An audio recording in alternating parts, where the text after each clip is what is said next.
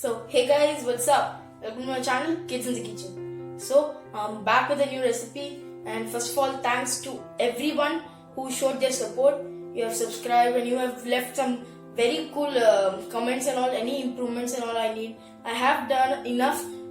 Whatever you have told, I have done it in this video. I hope you enjoy this video. So yeah, today's recipe is Mughlai paratha or Mughlai paratha.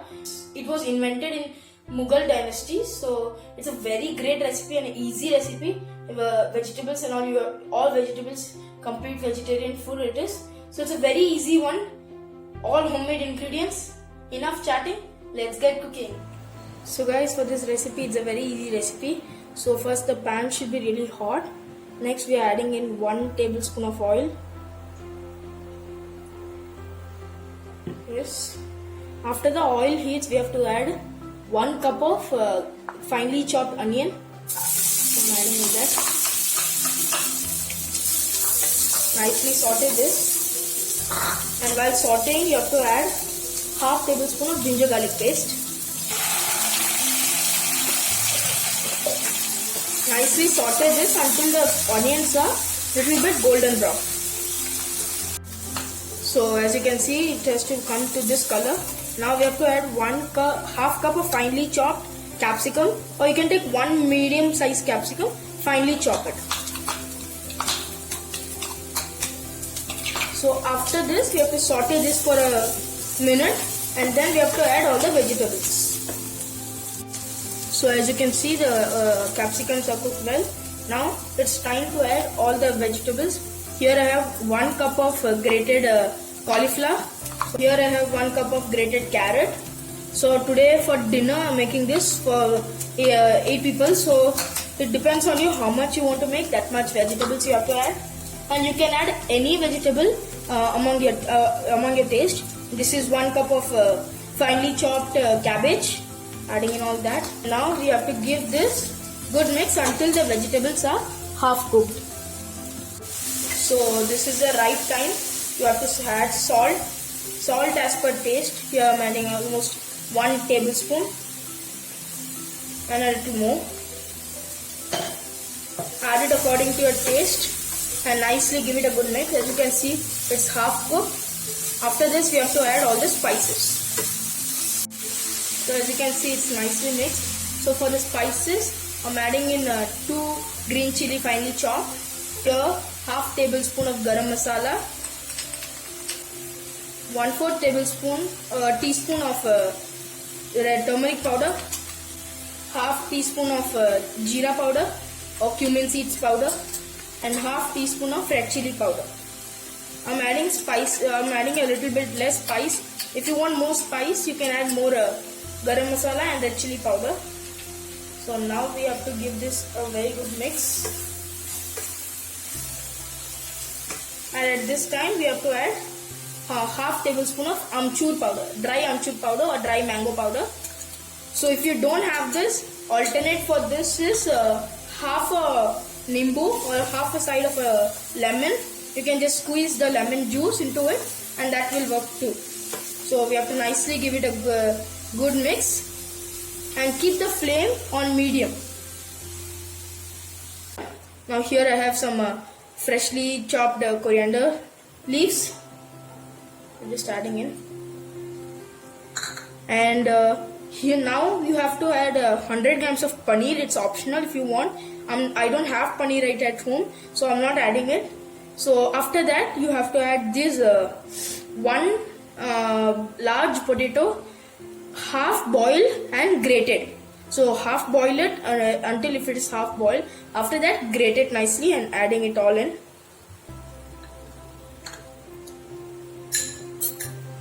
And now make the flame a little bit high, and now break this and mix this with the stuffing well. Now as you can see, the potato is completely mixed with this.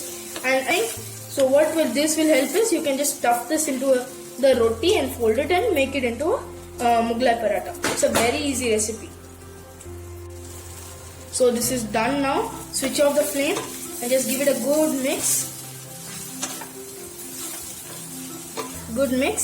And keep it aside till the till this gets cooled down.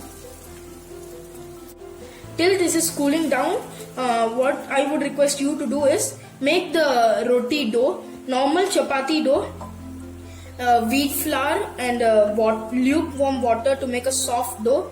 You just make and keep it.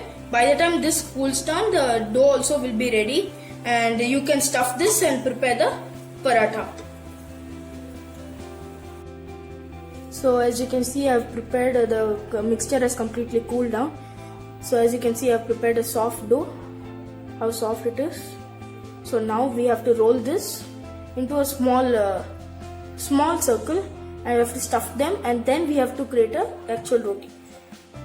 So as you can see, this much is the size for the roti first, and now we have to place the small ball of the stuffing, and then we have to cover it from all four sides. As you can see, like an envelope, and it becomes into a square. See, exactly this way, and just tap it a little bit and tap it in the dry flour. So as you can see, just put some dry flour in the bin, and now as you can see, we have tapped it in this. Now here is a great tip. Before you start with the chapatis and all, put a cloth over here so that whatever dry flour you put, it doesn't this go everywhere in your kitchen, so it will be clean and neat. So it's a tip from me. So as you can see, we have to just roll it gently, very gently. Do not put pressure, because if you put pressure, all the stuffing will come out from the chapati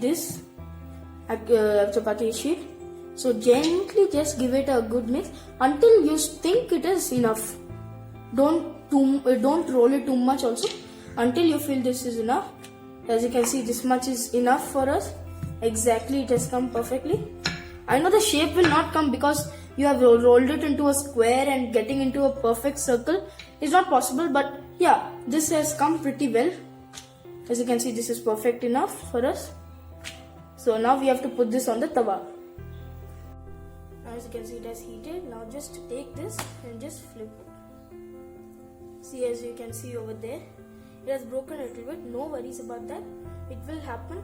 And if you have so I was telling about not to cut like big pieces and all. So why is this? Because when you put big pieces and all, this will tear the actual chapati, so it will be done. So as you can see, it has dry roasted on one side. Now it's time to flip it over. Gently flip it. As you can see, it has nicely a little bit of cooked. So as you can see, this is done perfectly, cooked well. And now transfer it into a plate, and I'll make one more and then we'll plate. So guys, as you saw, it was a very easy recipe. So it's best served with curd and pickle and a dollop of butter. It's best served with that, and very soft, see, very soft, and it's a very healthy recipe also. Dip it in the curd a little bit and toss the pickle and have it. It's a very awesome recipe, guys. Everyone loved in the home. Make sure you try this recipe. So guys, as you saw, it was a very easy recipe, and you saw how soft it was. It is best served with homemade curd or any dahi and pickle, and a dollop of butter on it is a cherry on top of a cake. It's just a beautiful dish, and it's very easy. As you saw, it's all homemade ingredients. I know it's a pain to cut and grate all the vegetables. What you can do is, if you're doing it for the dinner around 3 p.m, you can just all grate and cut everything and keep. And when doing the paratha, that time you just roll the roti and put the stuffing in, and you do it. So it's easy. If you're doing it for morning breakfast, do it in the night and keep it in the fridge in airtight container, and you can make it in the morning. So as you can see, it's a very easy recipe. If you like this recipe, leave a like down below. And any recipe you want me to try the next time, please mention in the comment section below. So yeah, if you are new here, please be sure to subscribe our channel if you want more recipes like this. And yeah, it's enough chatting. I'll meet you all soon with the next recipe. Till then, stay safe, take care, and bye bye.